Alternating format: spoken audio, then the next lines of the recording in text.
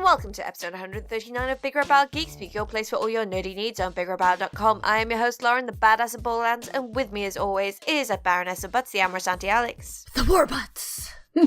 And the jaunty jubilant juggernaut of Joe. Hello! Okay, the time wasted this week comes courtesy of Joe. Right, okay. So, bear with me here. Rawr. That's the one you really have to get into. So Yeah, this is niche. This is yeah, so niche. it's very niche, right? It's going to be quite a nice week, right? So, my suggestion from your dear Auntie Jo is go outside for 5 minutes and look at the world. Go and look at a tree. Just go and enjoy, Controversial. like, have some fresh air. Step away from the internet for 5 minutes. Go outside and breathe in whatever atmosphere you're in. If you're in London, breathe in carefully because pollution. But, you know, just enjoy the outside for just 5 minutes. It'll make you feel so much better. I have an issue with the time waster. Uh-huh. As someone who suffers severely with hay fever, I don't like the outside at summer. Take pills. I'm the I same. take all the pills. Yeah. I take all the nasal spray. I even have infrared nasal things. So I stick infrared beams up my nose to reduce What? the amount of histamine What does receptors. that do, though? It actually closes some of the histamine receptors. It doesn't burn them off. It just You know, you can have you can have surgery now to do stuff in your nasal passages to basically lessen the to deaden the receptors a bit to make it better if it's super bad. Like I may have to do people with that. major rhinitis do that. This one's a bit more low key because I just sit on my bed with 2 infrared sensors up my nose. I look Yeah. like Rudolph for 5 minutes. See, for me, I'm I have perennial rhinitis, so basically I have hay fever the entire year because I'm allergic to dust mites. So basically, anywhere with carpets, which is my house, and anywhere, basically, so it's like I have a little snuffly nose the whole time. And I saw a specialist about it when I was growing up and stuff, and they were like, yeah, it's not super severe, like some people have it really severe, but mine is manageable. So yeah, I just have a snuffly nose a lot of the time, and if it gets super bad, like in hay fever season, then I just take pills and stuff. But yeah, it's just one of them things. I may have to check that because that sounds like me most of the year, so maybe I have a thing. Yeah, it's called perennial rhinitis. Basically, a lot of people are allergic to dust mites. And actually, it's gross. You're actually not allergic to the mite, you're allergic to the dust mite droppings. Yeah, the which are dander and just stuff like which that. are just everywhere in the atmosphere. Anywhere there's dust, they are there. It's just life. You have them You're on your allergic to skin, life, and you have basically. them. They're just tiny little things that Yes. just exist in the atmosphere. And some lucky people like me are allergic to them. So yeah, it's just I have a nose spray and I take pills and stuff when it's super bad. But yeah, so for me, hay fever sucks, but I'm like it the rest of the year. But still, that is my suggestion for your 5 minute time waster this week. Just go outside for 5 minutes. If you have 15 minutes, take a book with you. Yeah, just, sometimes yes. it's we live very indoor lives these days. Most of us work on computers, and obviously the things that we enjoy as hobbies are very indoor based, and it wouldn't hurt us all to get a little bit more outside time every now and again. So yeah, do that. Lovely. Have a nice Lovely, week, Leopard. And that is your lecture from Auntie Jo for this week. All right, on to the news. Disney reportedly won't take risks with Star Wars directors anymore. There's also news that they're putting the a Star Wars story films on hold as well. Yeah. When you have with new directors, up and comers, actually trust them to do this. Yeah, but they and won't, will they? I know, and not just take it off them and go, no, you're doing it wrong. No, bad new director. We need it to be done this way. Let them do it. I'm kind of the opinion that this is classic. It's their enormous cash cow, and they don't want to take any chances. But I actually feel to be honest, this has come to a kind of a good point for the series in a weird way, in that now it really needs a rest. Just put it away for a bit, let it just breathe, and then things will come back. Because at the moment, I just find it's all so toxic. Oh yeah, did you see that whole thing that was going on Twitter the other day about reboot and honestly, getting people, money and even Ryan Johnson commenting on that? What must it be like God. to have that amazing level of confidence to believe that you can not just get $200 million to do it, which apparently they have, which sounds like utter nonsense, but that's what they've said. Yeah, they're like, oh, our producers will do it for free. To have the confidence to just take an IP owned by one of the biggest entertainment in like conglomerates in the world and just think, yeah, we're going to remake it, it's your IP, but we're going to do it anyway. I mean, what must it be like to wake up and live with that sort of confidence every day? Yeah, can I have that a little bit? Yeah, like, I not would all love of it, just, about like 45%. I'll be good. Just like a little bit in the morning to be Yeah. like, yeah, you know. But no, what a bunch of bellends, honestly. There's other things to remake before that. It wasn't the worst. I mean, can we have a remake of Transformers instead, please? Or, you know... What, without Michael Bay? Yeah? Can we just reboot that and make it good? You know? Just put it out there. I thought this was kind of interesting. So that comes from Star Wars News Net coverage that they found this report that they basically, after being burnt on Colin Trevorrow and Lord and Miller, they said that there's only going to be proven talent who they know can handle big budget Star Wars production. And to me, one thing that is really weird, first of all, I feel like there is contradictions to that, because to me, Ryan Johnson is a new-ish talent, right? Yeah. He's been kind of very indie up until Star Wars. Exactly, yeah. and they've given him a whole trilogy that I assume is still in the works, despite their putting everything on hold, that they're still kind of going in with that. And second of all, I mean, it's making me really hard to believe that this same company owns Lucasfilm and Marvel at the same time. Yeah. Because its approaches are differently, like night and day. Like Catherine Kennedy and Kevin Feige just seem to be going in the like completely opposite directions, where Kevin Feige goes like, look, we're gonna hire James Gunn and Ryan Coogler and Taika Waititi and see what they can do, and they're crazy and their movies are crazy and incredibly distinctive, but we're gonna roll with them. And you know what? They freaking paid off. And this one's like, oh no, Colin Trevorrow scared. Oh no, Lauren Miller, what are we gonna do with them? Let's hire Ron Howard. It's interesting. I actually think that the fans have a lot to do with this, because by and by, like, a lot of the time, I find that the Marvel fans are a lot more accepting of something a bit unusual. Like, you look at Guardians of the Galaxy, right? And it was a bit mental, a bit different, and people loved it and responded to it. And generally, yeah, they'll kick off about little things, but most of the time, the overall Marvel community are really welcoming of something a bit unusual and a bit different.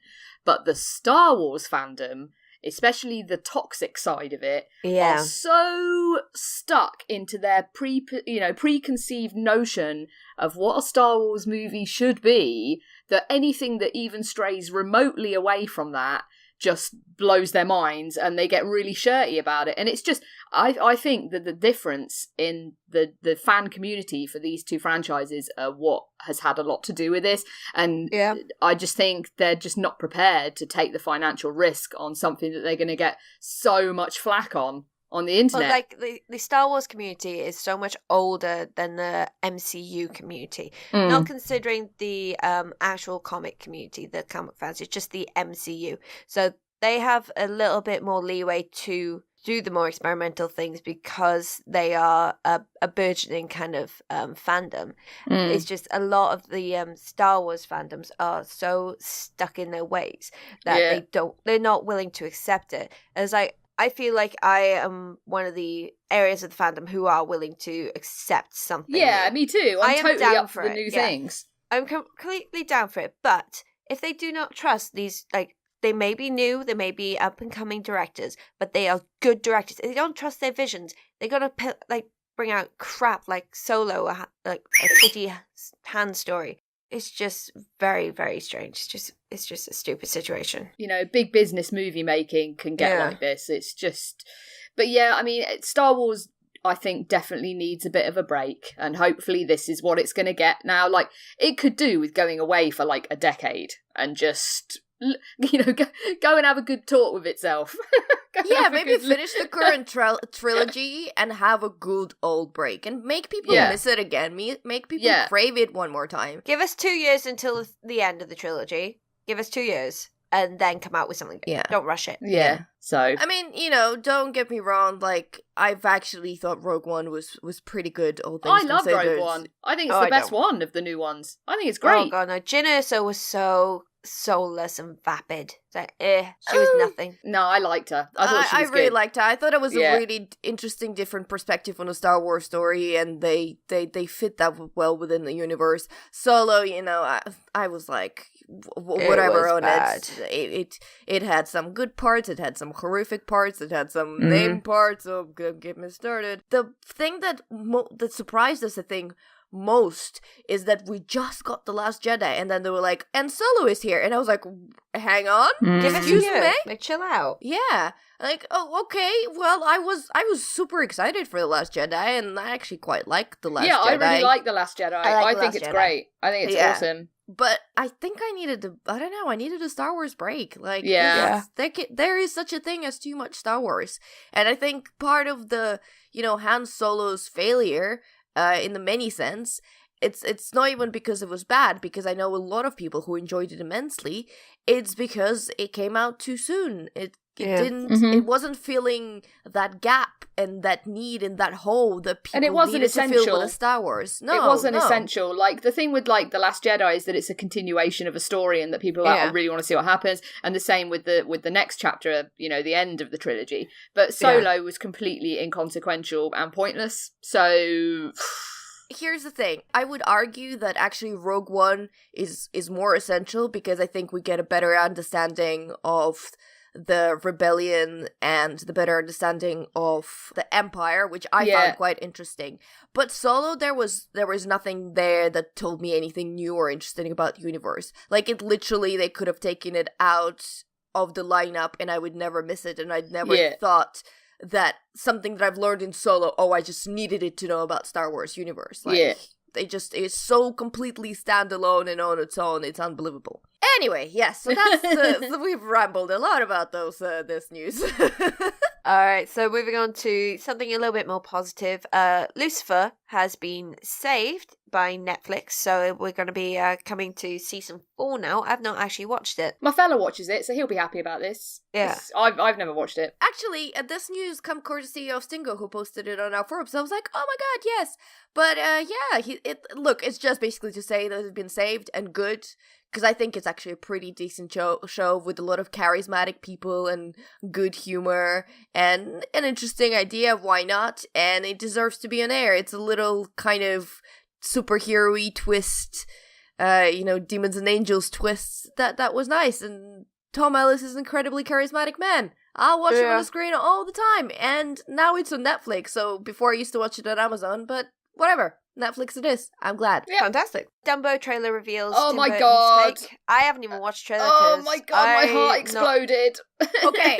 So interested. here's the thing about Dumbo, right? So for the first time, I heard that Tim Burton is going to be doing Dumbo, and FYI, Tim Burton is one of my favorite directors. I just like the stuff he does, like his aesthetic, his vision, even his stupid movies. Like Alice in Wonderland. Like, I love the creepy cute type stuff. I do like the creepy stuff. Creepy cute stuff. So I like him a lot. So I always kind of keep an eye on his movies, and I tend to just go and watch them because his name is attached to it. When they said, he's doing Dumbo, and I was like, how on earth, how is he gonna do, like, how does he put his vision on it?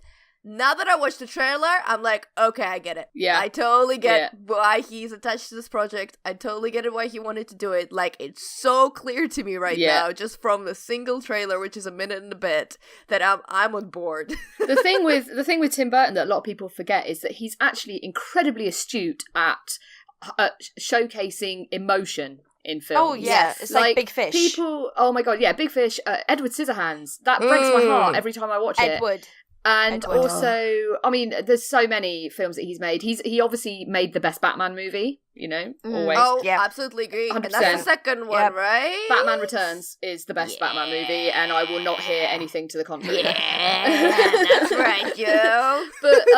But and that's the thing, is like, Dumbo, I still, anytime I watch the Disney movie, I am in bits. Like, it gets me every time. I think it's shaped a lot of my worldview. Because when I watched it as a kid, I was like, this is so wrong. Animals in circuses and zoos. Yeah, so wrong. I hate that. And obviously now I'm a vegan who won't go to zoos and hates circuses. So it's like, I think, and it's just such a wonderfully movie. So obviously it's very much of its time. It's a little bit racist in in places now. It's not so great. But you know, when you're a kid, you just don't pick up on that at all. But yes, this trailer just absolutely broke my heart. I just thought, this is going to be so good. He's got it. He's got the feeling of Dumbo, that kind of how you're meant to feel about that character, because you want to like protect him and then you want to set him free and let him fly, and then oh my god. Yeah. And the bit with his mum is going to destroy me. I just know it. I do love that he's sort of, you know, he looks pretty realistic for an elephant, but they didn't go all realistic on his eyes. No. And his ears are still enormous. Yes. But it was like, yeah, that's fine. Like, I know that's a CGI character, but those eyes gonna show so much emotion, and I'm not prepared for it. Yeah. Okay, I'll check out the trailer then. Oh, it looks beautiful. And Colin Farrell looks like he's going to do a good job. Colin Farrell, obviously Eva Green, who I think is just his new muse and is going to be in everything. Oh, I love Eva Green. And She's Michael fabulous. Keaton. Ooh, Michael Keaton's in it. Yay! What have you been watching? I mean, he's got white hair there, but he's there. I was a bit jet lagged when I watched the trailer, so I may have missed Michael Keaton being in it because I was just like looking through the tears, you know. I mean, yeah, it looks like a stellar cast. It looks gorgeous. I love all the circusy bits and all the colors and atmosphere and the music, and oh my god, it's gonna be brilliant. I'm so watching that. So Michael Keaton, by the way, still best Batman, obviously. Yep. Obviously. Yeah, best Batman. Best Always. Batman ever. Always and forever. Okay, so something a little bit annoying for a lot of people out there. Sony locks people out of Fortnite. Yeah, so this is kind of bringing it back to E3, to which we'll return to. So during E3, during Nintendo conference, they've announced that Fortnite is coming to Switch, which is a really big deal because A, everyone wanted Fortnite on the Switch. B, it's like one of the biggest, if not the biggest game right now. So crazily enough, people just went and started getting it on Switch. And then they started logging into, and they've realized that they can't connect their Epic account to their to their Switch if they already logged in with their PS4 account. I know, I think the same happened to our old dear Dearmid, who basically got it like straight after the conference. He was like, wait a second. And there's the same thing. If you've logged in onto Switch with your Epic account, then PS4 won't let you log in either.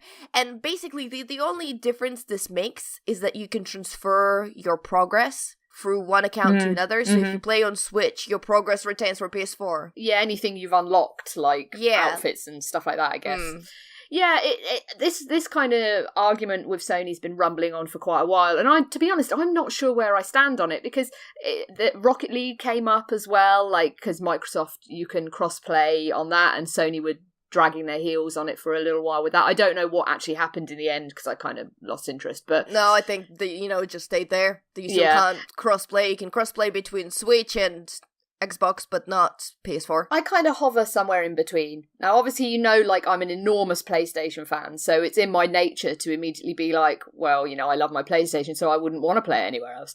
But it's more that I can see why people are annoyed, but also I can see the business reasoning in it. It is absolutely not in Sony's interest to allow crossplay and switching of accounts. Why would they want people to be able to buy a ton of stuff on another platform, therefore denying themselves sales on their own?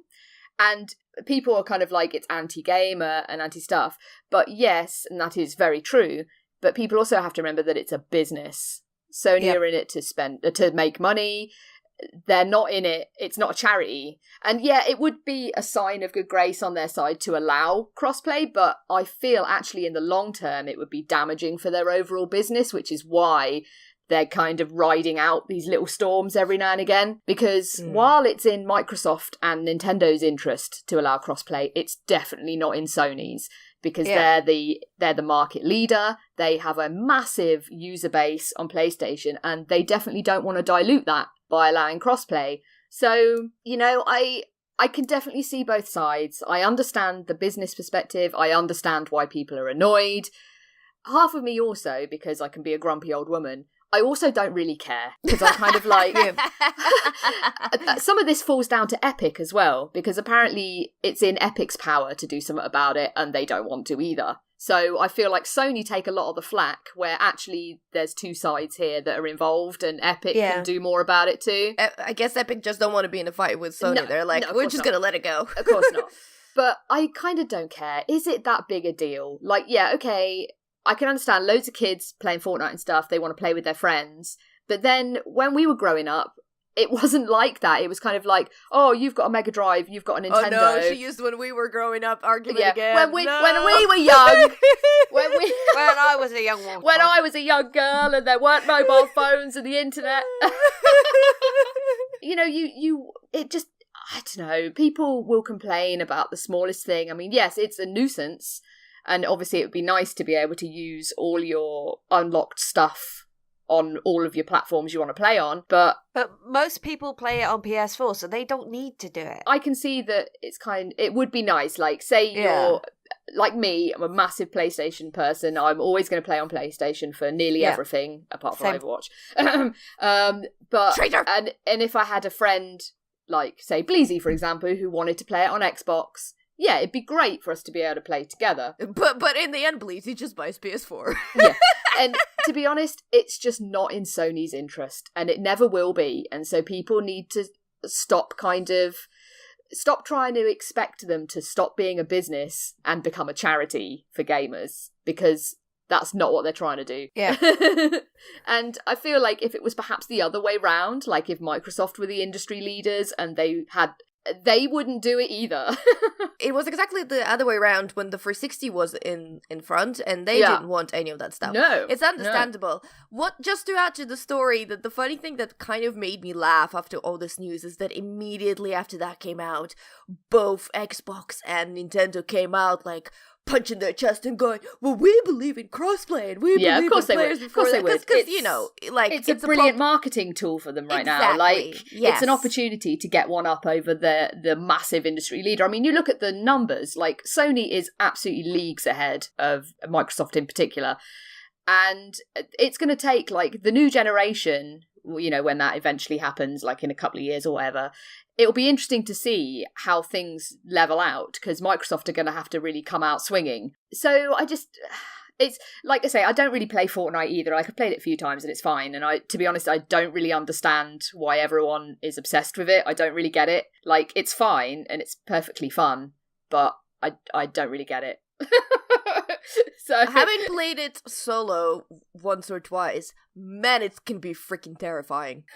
Like, in a good way. You're like, everything is making sounds and I don't know how to move. I'm just gonna crouch. Okay, I have to run now. So I've had that game on tour with PlayStation, and we've got it at the bar, and I just watch people. Like, I don't get why people play at the bar, for one thing, but just like watching it, it's like, how is this fun? It's not for me. I don't get Fortnite. I'm not. I mean, I think if you have a group of friends, it can be quite. It can be a laugh. Like, and it's bright and colourful, and it's just captured a moment, and the kids love it. And once you get the kids, that's it. You know, it is completely aware of how silly it is. Like, we've been able to do so many stupid stuff in it, like ride a rocket. Like, literally, someone fires a rocket, another person jumps on it and just rides it into a sunset. That's the thing we've been actually able to do. There are shopping cars which you can push people in and push the people off the rocks. Yeah, and stuff like it's that. Just silliness. It's just so much silliness. That game is really good at allowing people to mess up and do crazy things and be completely like, I'm going around currently trying to find quacking ducks, okay? Yeah. Because I wanna, and there are ducks. Yeah. And if I do it, it gives me points and it unlocks stuff. And so I'm like, the other day I found old letters. There are like Fortnite letters everywhere, and I was going around hunting letters, and when I found the last letter, I was like, yes! Like, nice. It's like, what did stupid. That do? So basically, did you get a trophy? Was there a trophy? No. So what? Okay, so here's the story. So I looked at the current Battle Pass. So Battle Pass, for those of you who don't know, that's Fortnite has it. By the way, it's coming also, the similar thing is coming to Rocket League, so watch out, Rocket League fans. But basically, as you level up in Fortnite, you can unlock some cosmetics. But if you're playing Fortnite for free, you unlock significantly less of them than if you pay like £7 for a 3-month Battle Pass, or I don't know how long it is. It's like a couple of months. So I looked at the Battle Pass. And there is a skin that I really, really like the look of. And I was like, freaking hell. I've played this game for at least 20 hours now. I'm gonna give it £7. I'm gonna get this battle pass. And I'm gonna try to work up to that skin. Now, I'm thinking, because the season ends, I'm never getting that skin. But that's besides the point now. But the point is that there is kind of a convoluted, but I get it where they're coming with it, leveling up system. So there is a battle pass tiers that you get by getting stars. And stars you can either get by just playing and leveling up and getting XP, or completing different challenges. And every week there is a new challenge. And so the challenges would be like, deal that much damage from that weapon, or find loot boxes in that area, or find 20 DAX, or follow the map to this place and find a treasure, or all that different stuff. So even on the map, like if you play 20 times, actually those challenges give you a reason to go to a specific place and try to do a specific thing. And sometimes they are really hard to do, like trying to follow a map to find a place, that's kind of hard. Killing specific number of people in a certain area, also kind of hard. But then there are kind of easy ones where it's just like land in 20 named locations or something like that, or I don't know, 10 named locations. I don't think there's 20 named locations in Fortnite. And so it kind of gives you a variety and a bit of an additional goal to just survive and kill everyone else. Yeah. It gives you another incentive and another fun thing for you to do. And you know what? Looking for ducks might sound so freaking ridiculous, but every time I hear one quacking, I'm like, duck! That's adorable. I like it. I think, you capture it exactly. It's a bit silly, and it's kind of, when you've got a bunch of friends all together playing it, then it's fun. But yeah, it's not hugely for me. Like, I'll dip in and out, I think, occasionally, but so this whole discussion, it does highlight an issue for Sony, this crossplay thing, and I'm not sure how they're going to solve it, because I really don't think they want to do it. No, they don't. I don't think it's in their business interest to do it, and it's going to keep cropping up from time to time because Microsoft love it that they've got something over Sony right now. Because they ain't got much else. Yeah, I mean, that's the thing. It was interesting. Obviously, I'll talk about it a bit more when I talk about E3 in a little while, but looking at the conference, the best, when I was sat there in the Microsoft conference, the best games they showed are definitely multi-platform, and I feel like Xbox are kind of struggling for sort of things, especially when you consider, like, they have PC to contend with. You know, because anything that comes out on Xbox comes out on PC. I know, and you know what? I think it's great that they've done it, but they really shot themselves in the foot with that, because people are just going to play stuff on PC. Yeah. Like, why bother having Xbox when you can have all that collection of games right there? I mean, yeah, it comes down to preference as well. Like, there's definitely the convenience of a console. Like, I adore my PlayStation because it sits under my TV. I don't have to worry about upgrading the RAM in it or whatever every now and again. It will play everything I want to play. It looks cracking on my telly, and it's the kind of games I want. And people are like that with their Xbox. Like, they love the convenience of a console under the TV, and they just love Xbox, and that's totally cool. But yeah, Microsoft need to switch it up a little bit, which I will discuss further in the E3 section coming shortly. Coming soon. Well, moving on, and not to steal the tagline from Lauren, but more about Fortnite.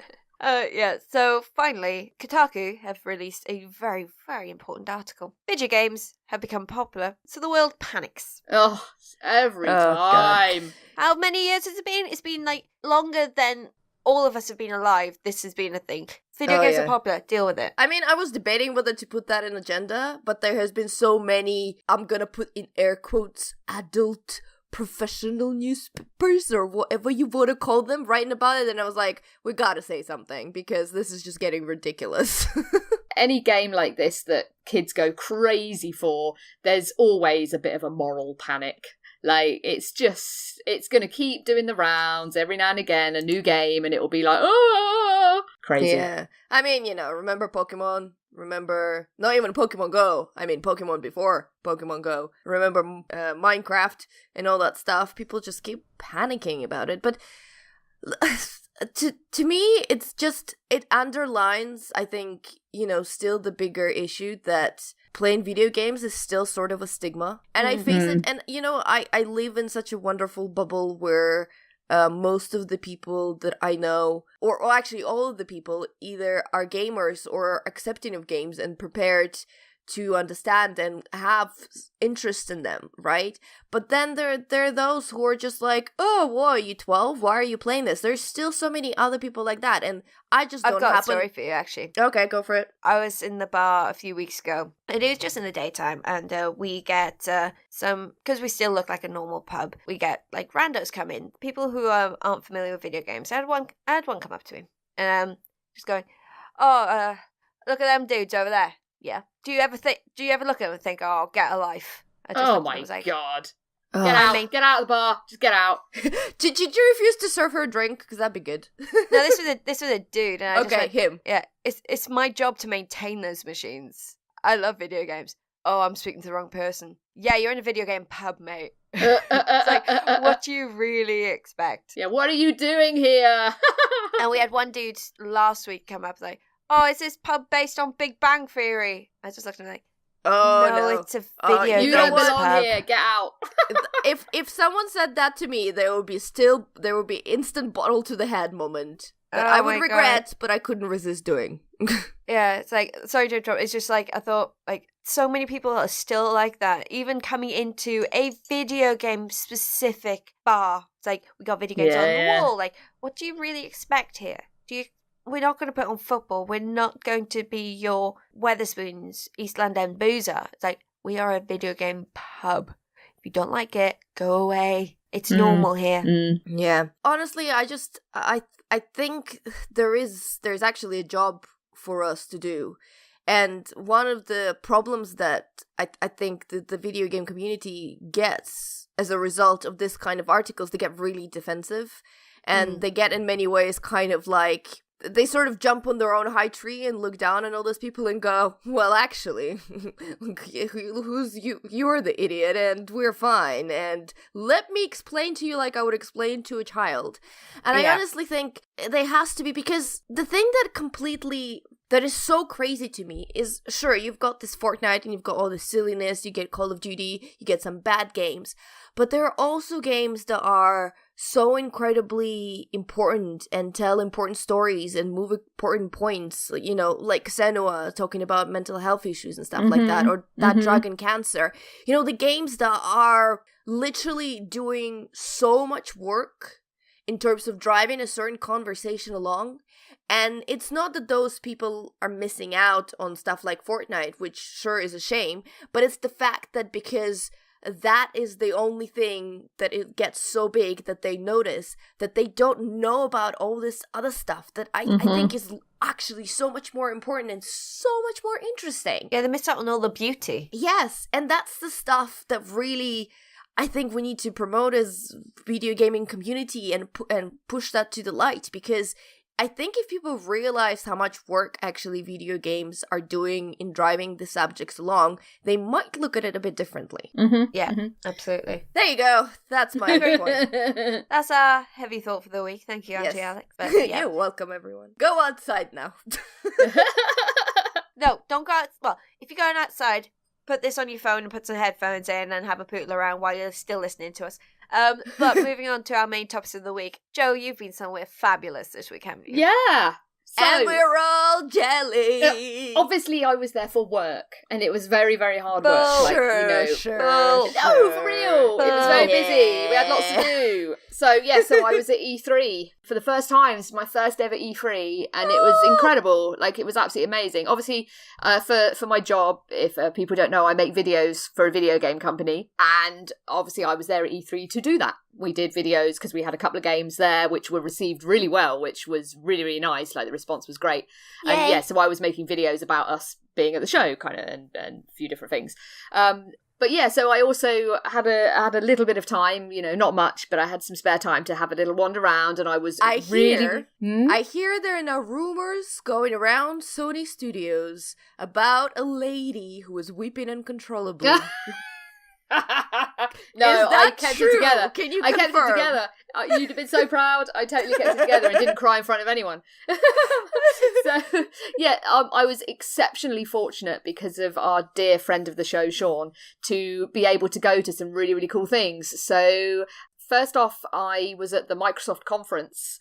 That was due to work, actually. Work got me into that one because they sort of wanted me to kind of see it. Well, yeah, because you do, because whenever I go to conventions, you've always got a special stand with Microsoft specifically as well. Yes, yeah, we partner. Obviously, our games come out on all platforms, but we do partnerships with Microsoft and Xbox on certain things. So our game was on a couple of things with Xbox and stuff like that, and so we were at the conference. And the original plan was that there was talk that our game might feature in the conference, but unfortunately I think their conference was a bit too packed, and so we kind of weren't in it this time.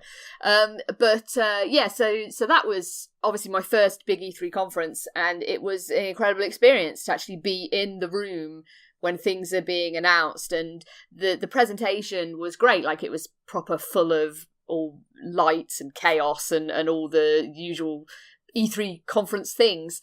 Some announcements from that conference that stuck out. Obviously, the Gears one was hilarious because it was so funny in the conference room, because when they brought up the Gears logo, everyone was kind of like, oh yeah, new Gears.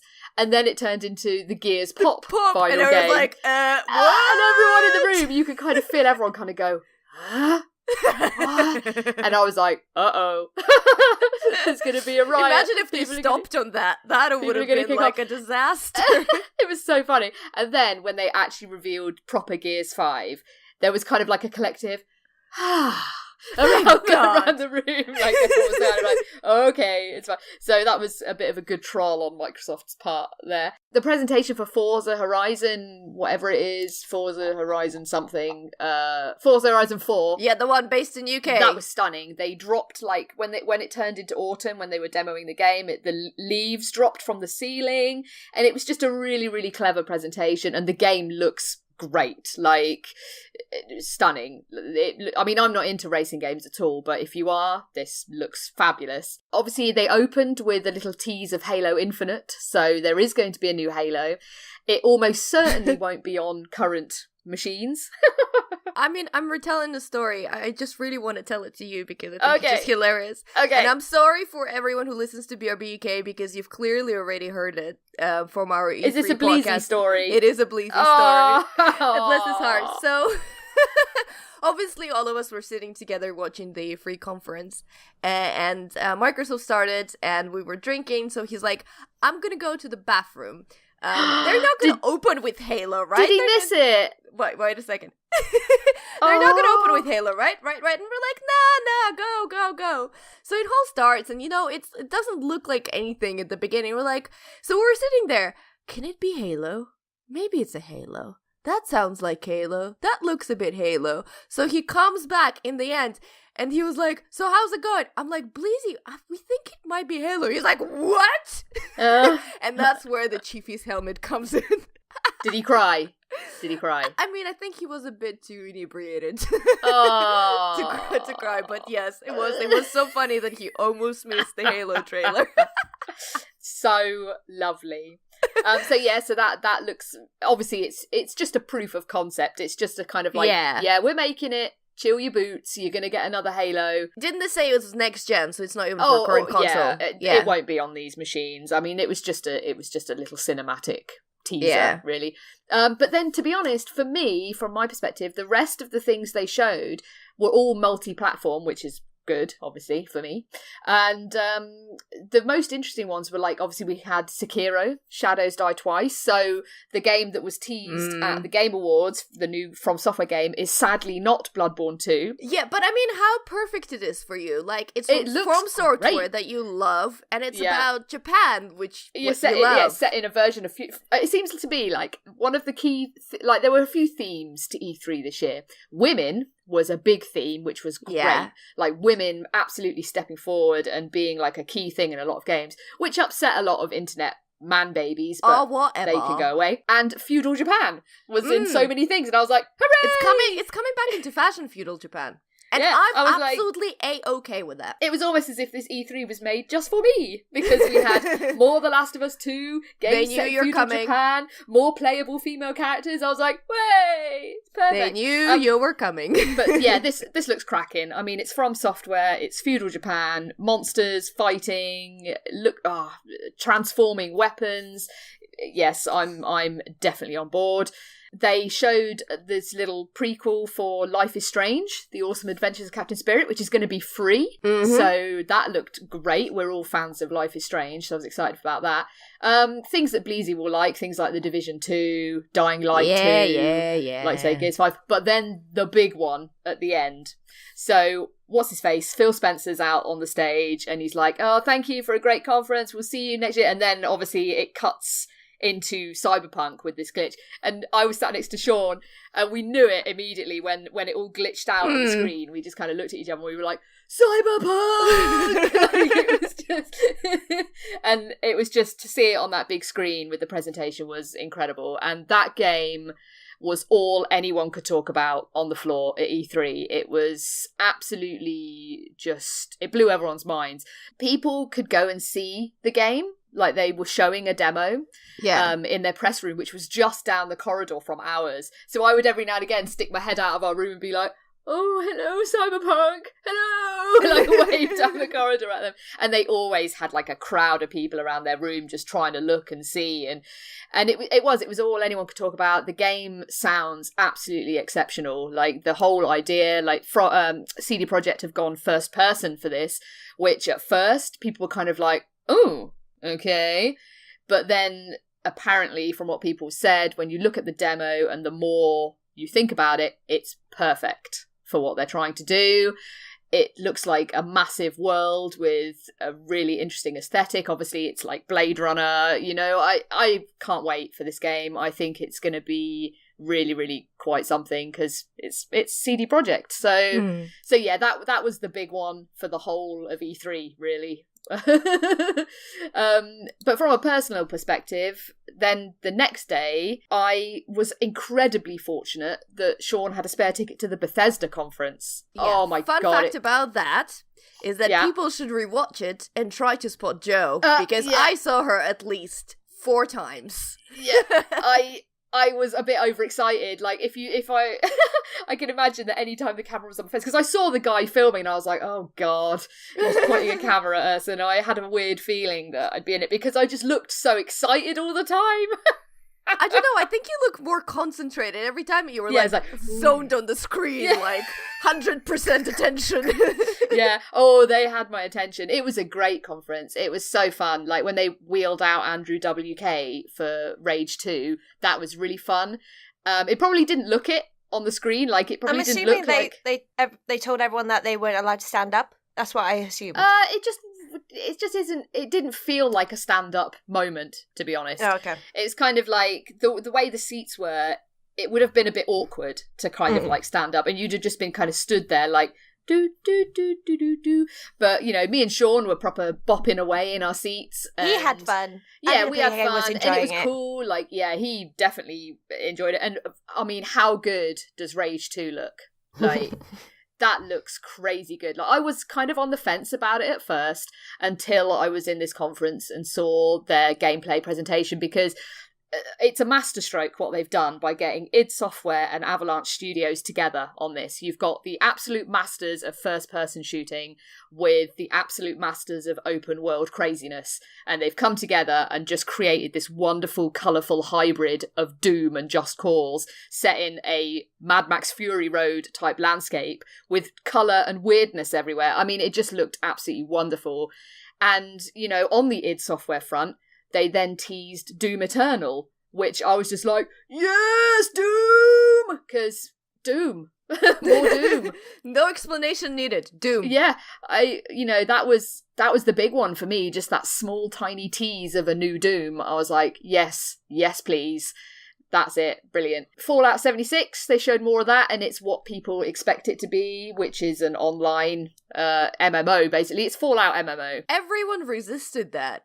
Because Yeah. I remember Jason Schreier reporting on the fact that it's going to be online, and apparently it was getting a lot of flack Yeah. for people No, saying, I believed you're it straight away. lying, you're lying. And no, same. Like, why would I not Yeah. believe Jason Schreier? Am I crazy? No. Yeah, no, I totally believed that. As soon as he said it, I was like, makes perfect sense that they Yeah. would do this. Yeah. I'm not fussed about it, if I'm honest. Like, I've always been more Elder Scrolls than Fallout anyway. And speaking of which, they are doing Elder Scrolls 6. It's the worst kept secret in games, but it's happening, and they teased it at the end, and that's great. But yeah, I mean, it's Fallout as an MMO. You know, it could be great. I feel like I like the solo experience of Fallout, so it may not be for me, but no, it's Fallout. So yay. Yeah. So yeah, and they're doing some cool Prey and Wolfenstein VR things, and they announced a new franchise, their first original IP in 25 years or something, called Jesus. Starfield, which we don't know anything about yet. They just showed a small teaser, and it's set in space. So that could be pretty cool. So yeah, Bethesda was awesome, and then the party afterwards was great, and I got to meet Jesse Cox, and he's absolutely lovely. Oh, I saw him at EGX Res a few years ago. He was so sweet. Oh, he's the best. He was so nice. Yeah. Lovely, lovely man. You going to CoxCon? Yes, we are going to CoxCon, which I'm quite excited lovely. about. That'll be nice. But yeah, he was adorable, and when I was speaking to him, I was like, "You've got to come play our game. Come and play our game. You'll really enjoy it." And bless his heart, he actually did come and play it, and he enjoyed it so much that he stayed and played it twice. Like, he stayed for an hour and played the game twice. And that was great. And what a lovely affirmation to get from one of the nicest YouTubers in the business, that your game was great and he really enjoyed it. And he tweeted about it, and it was just lovely. So that was really, really nice. Yeah, and really, I was incredibly fortunate through the week to meet some really lovely people. Yes, so get to the thing we want to hear about. Come on. So you may be wondering why I have not mentioned my beloved PlayStation yet. Because it's coming. It's coming. So the thing with PlayStation is their conference this year was strictly press only. So we couldn't get into that. And once you saw it we watched it from the hotel lobby, and both kind of like cried a little bit at The Last of Us 2, and like got a bit overexcited at Ghost of Tsushima and all the amazing things. You can kind of understand why, but apparently, I don't know. I wasn't sure about the presentation this year. I feel like... Oh, the whole shifting thing. Yeah. The press didn't like it. The press were moaning about it the next day because it made it very difficult for them to actually do their job. Yeah. Because a lot of them kind of camp there with their laptops and type away. And that's I think, kind of... I can see what they were trying to do. Like, PlayStation were definitely trying to make it more about an experience, which is great, but they, I think, kind of forgot that the press are there to do a job. And, I think it left a little bit of a sour taste for some of them. But the games they showed looked great. Like, so they started with the big one for me, which is Last of Us Part 2. We got a fabulous look at some gameplay, which just looks, oh my god, like, we were watching it in the hotel, and I couldn't get over how much they've refined the combat, which was great to begin with, but what they've added in with, like, there's now a dodge mechanic, and the way Ellie, because it seems like you play predominantly, at least, as Ellie this time round, which is great. The way she'll harvest kind of weapons and sort of ammunition from the environment as she's going, it was just absolutely seamless. And it feels to me like it's just going to be such an incredible immersive experience, which is what Naughty Dog are so good at. It looked absolutely... And the kiss, that kiss, it was just wonderful. When I was speaking to some of the Naughty Dog developers at the party afterwards, which I'll come to,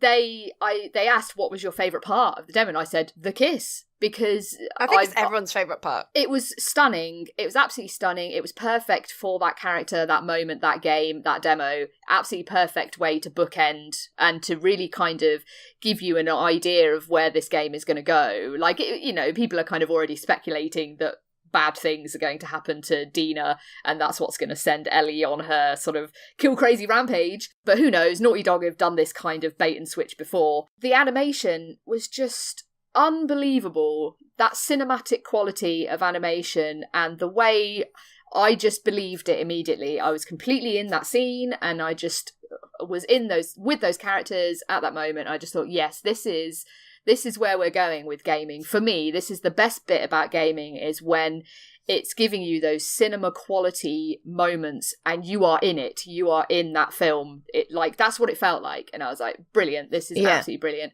Speaking about the kiss, and I don't know, like, basically for the BigRedBarel UK podcast, it was Pac-Man Polar Bear, Coleman, and me covering this. And I don't know if it was Pac-Man who said it or I heard it somewhere afterwards. But just talking about the kiss in general, like, even from the Naughty Dogs themselves, there was a scene between Chloe and Nathan where the camera just panned out when she leaned in to kiss him, because that's not the thing they'd be able to do.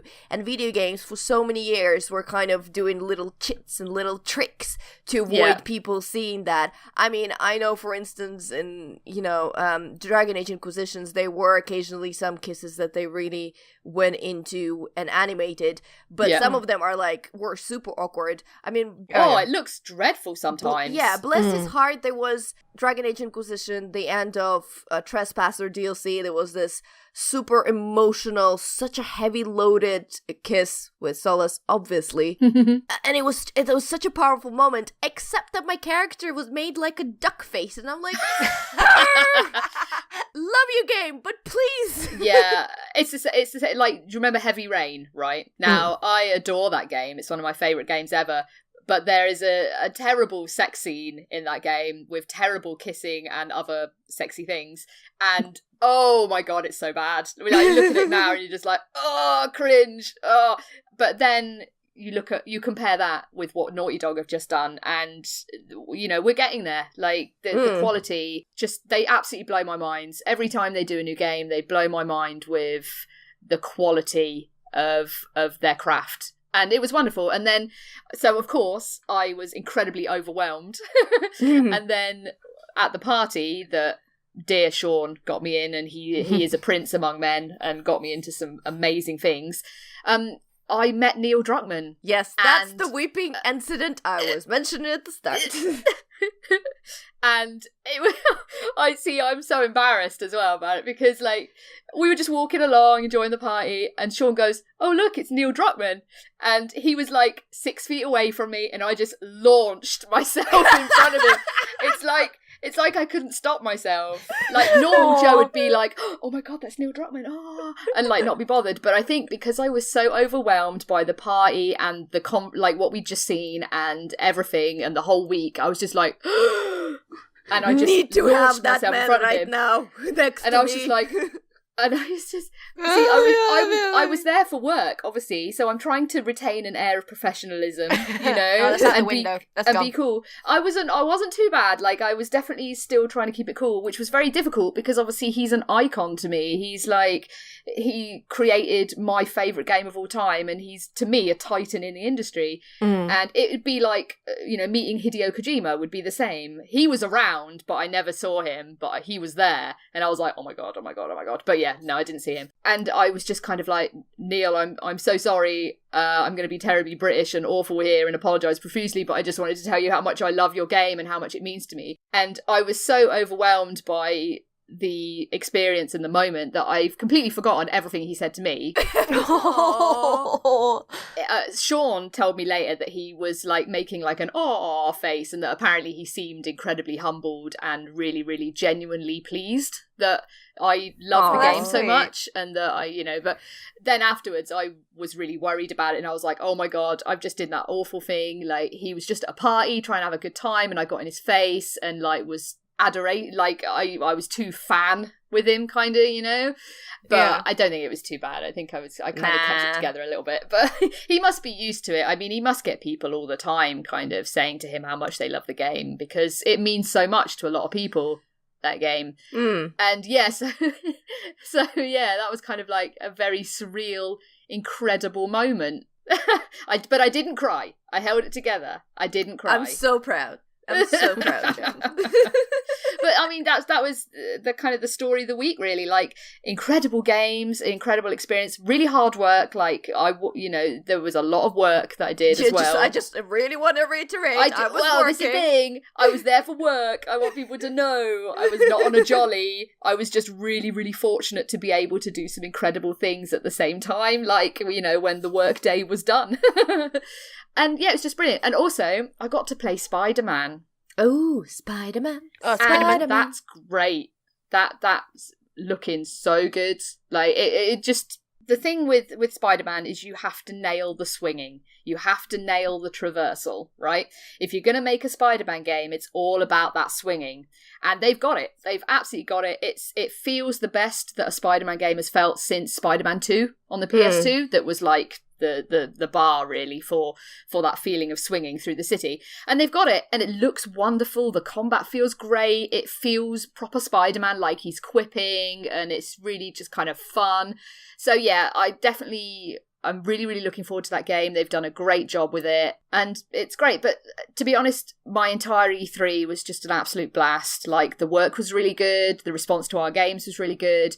I got to do some amazing things and see some amazing things. And yeah, brilliant experience. So hopefully I get to maybe do it again one year. But I'm so glad you've enjoyed it. If I meet Neil Druckmann again, I'll probably try to hold it together a little bit more.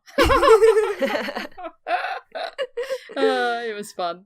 So I should stop going on now. So I was going to talk about something. I'm not sure what it is. So I'm going to talk about Warframe. And here's the thing. I've played 2 hours of it. I'm still not sure what it is. Isn't it the thing where you have, like, a mech or something? Don't you? Well, okay, they're Warframe, so they're like robot things. And look, I don't even know. Okay, so here's the thing. So the story starts with us getting bored with, not even with Overwatch, but with competitive multiplayer. Yeah. And wanted to play something where we could still play with people, but that wouldn't put us in this competitive edge when we could just mess around a bit. And we tried Don't Starve together, and I think we might return to that because that was just adorable and a lot of fun, but we don't really know. What was that? Sorry, what game was that? Don't Starve Together. Oh, yeah, lovely game. Yeah, we've downloaded a bunch of stuff that could fit that description that we could play. Unfortunately, I was really looking forward to playing Diablo, and I don't know where my disc went, so that is out of the window, but that would have been great. But in the end, we decided to go for Warframe. Well, number one, because it's free. That's a good one, yeah. And B, to be honest, I've been hearing about everyone talking about it, and I, like, from the conversations that people are having, I never really understood what that game is about. And to be honest, now that I've been in there, I see why, because it's incredibly complex. Like, there's so much stuff straight off the bat that is frankly overwhelming, and you do need people around you to talk you through things. But in essence, and bear with me when I say this, it's a better free Destiny. Oh, okay. Having played Warframe, why are people playing Destiny? I have no freaking clue. Like, it's got the same thing. You got your own ship. You're actually on your own ship. You don't have a base, so your base is your ship.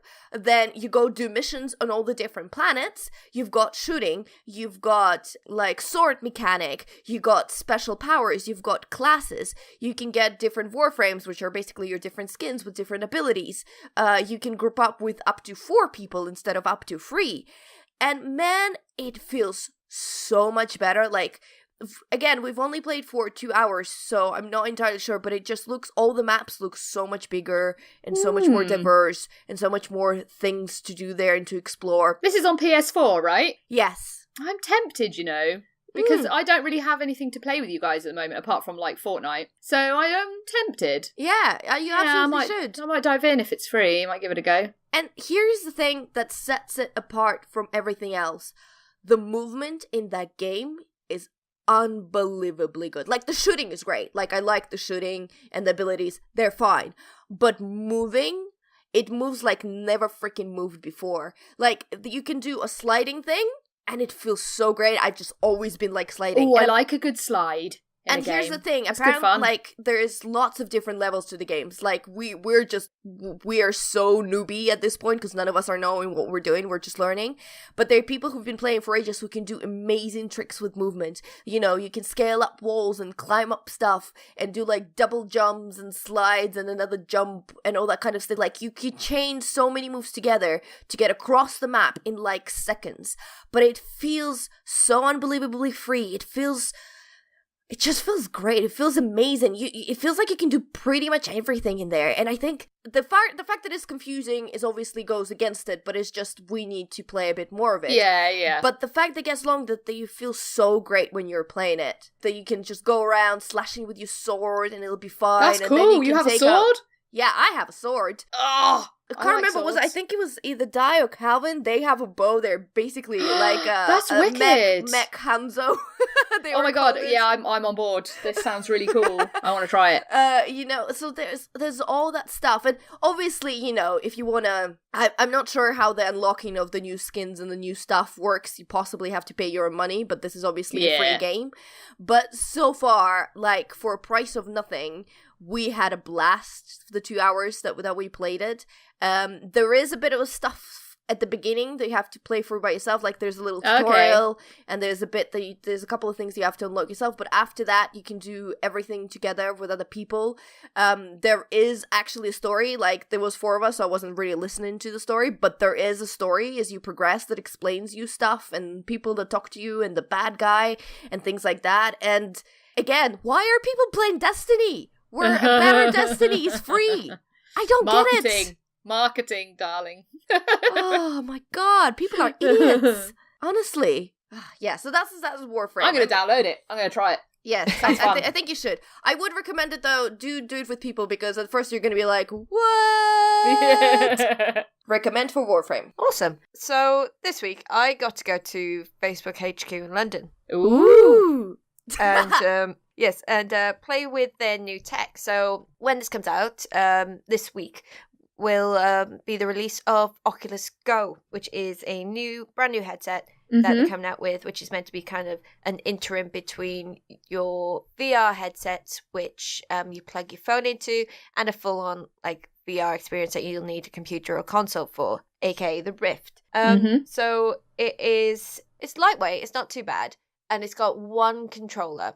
You can attach Bluetooth controllers to it, but it's just got this one kind of like, it's kind of like a wee nunchuck type feel to it, and then it's got a little trackpad at the top, which can also act as a button, and then 2 smaller buttons underneath, and a trigger. So there's not much to it, and you only have the one hand. You can't attach 2 of these to it. Explain the mechanics of it, because I'm not entirely familiar. Where do the actual games go? Like, where do you load the games? Because it is completely wireless, it's Wi-Fi enabled. So you can buy either a 16 gig or a 32 gig setup. The 16 gig is 199, and the 32 gig I think is 249. So you have to download them onto the headset themselves via Wi-Fi. It's not 3G enabled or anything like that. Yes. Interesting. Yeah, you can. Some games do have cloud enabled saved, but I didn't get like a definite on which games were.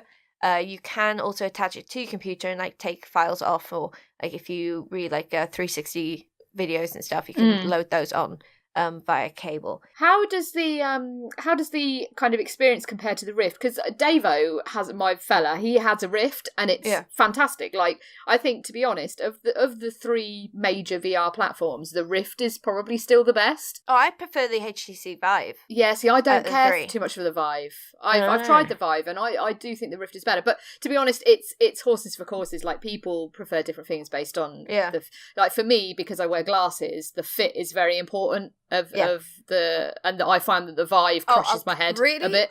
That's really that you don't prefer PSVR there, because for me, as playing with glasses, that is the best. Oh yeah, no, headset. The Vive PSVR is the best fit. Yeah, for the sure. best headset itself, I find, is the PSVR for like absolutely. ease of installation on your head. Yeah. You know what I mean. Yes. It's just a lot more user friendly. But like for the actual experience, I always go Vive. So with the Go, with the glasses things, they do have inserts, but I tried it without the insert and just popped it on my face, and it wasn't an issue. I didn't have my big glasses on. I had my little red ones on. So that and might be a thing. One big stumbling block for me with VR and why I haven't really gone all in on it yet is that I find that the clarity and the sharpness isn't there in the image, and because of what I kind of like, that's more important to me than the virtual experience. Like for some games, like Wipeout on VR was absolutely incredible because of the experience, but I needed that sharpness as well. So do you think we're kind of like with the Go, what's the quality like on things like that? Are we kind of starting to get there in terms of refining the clarity? With the Go, I didn't think it was that clear. So in comparison to PSVR, the Rift and the Vive, the clarity just wasn't there for me. And this is kind of meant to be a setup for those casual people who might want to watch so it's almost stuff. like a stopgap. It's kind of a midpoint VR before we go into second generation kind of VR. Kind of, yeah. It's more for those casuals who aren't quite sure, people who may want to take stuff on the go. They were saying students and people who want to who have small houses and they want to be able to watch like big screen movies. Of course, stuff. Even though the battery life is, well, they told me it was 2 hours, but they were like, I was saying, but what about movies that are 2.5 hours or more? I was like, oh, well, it depends on the processes. You should be able to keep it on that long, and you can always like plug it in while you're using it, but you shouldn't because it gets hot. They weren't very fair on like health and safety kind of stuff when I was discussing it with them, because I was asking, what about like recommended breaks, like how long should you wear it before you have a break? Because everything else I've experienced with VR, like it does recommend stuff, and like short and sweet. Yeah, like for pregnant ladies shouldn't do it because it can cause nausea. And I was asking them these questions, and they're like, no, we haven't got anything like that. Like, okay, you were the guys that like started this. I remember playing the DK1 like years ago, before like PSVR and Vive was even a murmur in the water. So I find that very weird. So like the clarity isn't that great. So I played 4 games. I played 4 games because it was the demo kits. So they had 6 games on there. 5 games, 1 experience. So the experience was this Mars thing, like you're on Mars, you float about. And then the games were, there was a Coco one, there was one where you're sorting blocks called Fear Factory, there's one where you're a ball and you like have to kind of float through the air, there's another one where you're a ship but you're like just hovering above the ship and you use your head to tilt and direct yourselves to like shoot things. Another one was called Rush, where you're a sky diver and you have, and then you got like a wingsuit and you have to go through all these rings. And what was the other one? There was another one which I can't remember. It can't have been that important. Hang on. So the first one I did with Coco because I really enjoyed Coco and I thought, oh, that'd be sick. And it was crap. Like, the fidelity wasn't there. Everything just looked fuzzy. I kept trying to kind of adjust to get as clear as possible, and it just wasn't going. And then it was glitchy as heck because it wasn't very intuitive. Like at one point, you had to go to a door and leave through the door, and this was just after a little character creation thing. So I'd done all the character creation, and there was 2 buttons in front of me, and I kept trying to hit them and lean down to hit them, and it just kept moving further away from me. So I was there for like a good 5 minutes, just like swinging my hand at my legs. Like, what am I doing? Then I thought, oh, maybe it's glitched out. So I reset the demo, and then it was like a blink and miss tutorial that says, oh, you have to click the front of the trackpad to like start your movement cycle so you can see where you can move to. I was like, all right. So anyone who's not really used to video games isn't going to figure that out. Especially this is meant to be for the casuals. It's not great. I felt sick on 2 of them. Oh, that's not fun. The one with the plane where you have to move your head and like shoot things, felt sick, and the one where you're a ball and you have to like jump on and platforms. You don't usually get sick. No. Like the only other time I got sick was when we first tried it at EGX, the first EGX in Birmingham, when we went into that room. Yeah, that was like 3 years ago, I think. Yeah, that was 3 years ago. Yeah. And I was ill as well that day. I wasn't ill this week. I was like fully prepped to do VR and everything, like well rested, no issues, and still felt sick. It just wasn't great. Yeah. So I do worry about the casuals having to go with it. It's very lightweight, very easy to put on. The one interesting thing is you can put headphones in, there's a headphone jack, but there are 2 bits of plastic right at the front of the straps. And at the end of those bits of plastic, the sound comes out. Okay. So you don't have to wear headphones, but if you have that on, everyone can hear what you're hearing. Okay. Ah. Yeah. So it's okay, like, if you're in a room with people and you want them to hear where you are, if you're, like, sharing the headset. But other than, if you're on your own in the room, it's not so bad that you don't have to wear headphones, like, especially if you're, like, watching a movie. But, like, if you're out and about doing it, because you're like, it's for people on the go, people who might be traveling a lot, they might want to use it on the train. It's like, I'm not going to wear a freaking headset on the train. Yeah. They're like, they would have to use headphones for this.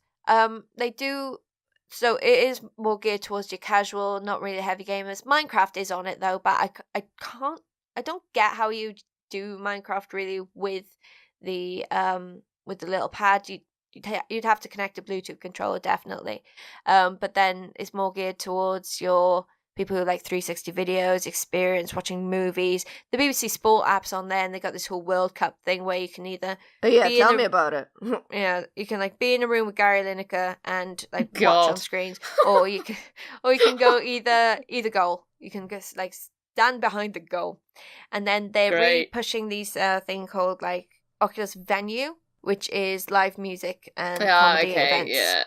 Yeah, so they're really, really pushing that. See, that could potentially be interesting. I mean, you're never going to get the same feeling as actually being there, but I guess it's the second best if the quality is all right. Yeah. But with the Go, I wasn't impressed by the quality. Like, it's not something I would buy at all, but it is more for your casuals. Yeah, I mean, what's worrying me is that it seems like it's a hit and miss in many things. Like, it's got some positives, but it's also got some negatives. And if it is for casuals who are just getting into it, that experience might turn them off it. Yeah. VR at all. Like, I'd rather just use a gear.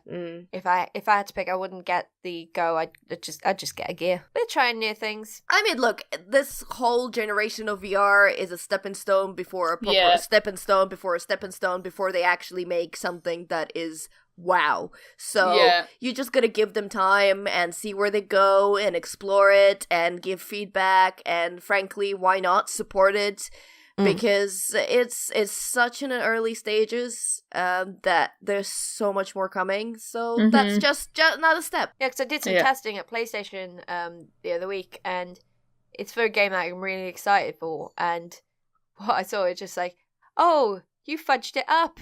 No, go back to what you did before. What you did before was good. Like, so they are really testing it out heavily and trying to give the consumers what they want. At least with PlayStation. Anyways. But yeah. So that's Oculus Go. Just before the shout outs, I am gonna make a little announcement. This will be Sniffles. This will be my last episode as main cast of BigRedBarel Geek Speak. I have loved my 3 years here, but unfortunately life's getting a little bit in the way. I will be back for guest spots if you guys will have me. Of course we'll have you.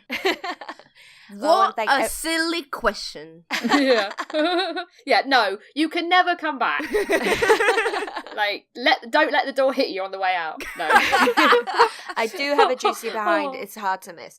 I want to thank you two for an amazing time. No, of course. Yeah, and all the listeners for being wonderful. You can still abuse me on Twitter. I'm still there. And I'll send weird selfies to you. Yeah. I know you're currently breaking the heart of one called Gabriel. I think we're sorry, Gabriel. Yes, I'm sorry. That's why I preempted with a nice little gift last night, because he sent me. I was his Woman Crush Wednesday this week. All right. And he was on about accents yesterday, and me and some other lovely lady. I was like, so I was at work. I was like, you know what? I'm sending a fucking video. Oh, excuse my French. Yes. Thank you all for letting me ramble in your ears for the last 3 years. we're gonna miss you, and it's Yeah. sad, but the life Yeah. is more important. Yeah. Stupid life. I know. Stupid life getting in the way. Anyway, let's go on to shout-outs. So this week we've got Will Driver, my puppy, Gabrielle, Bleezy, and Stingo.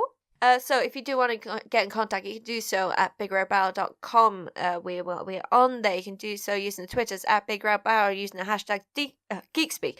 You can also use our personal Twitters. I am at the Sweet Shrimp. I'm a DustyTulip_. I'm at Pixel Ritual. You can also go to Facebook, facebook.com/BigRedBarel. Leave us a little comment on there. You can also join the Game Night group on there. You can go to YouTube, youtube.com/RedBarrelTV. They're all on there. You can also go to our Discord. There's also iTunes.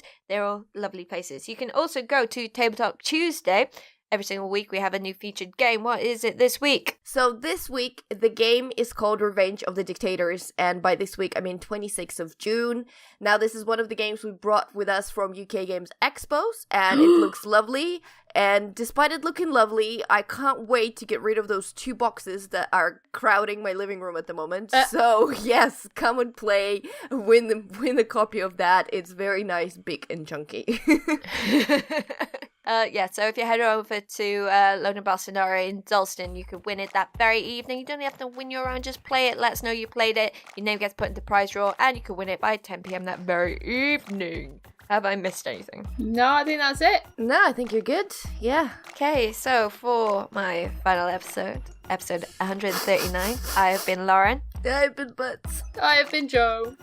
And we bid you goodbye. Bye. Butts.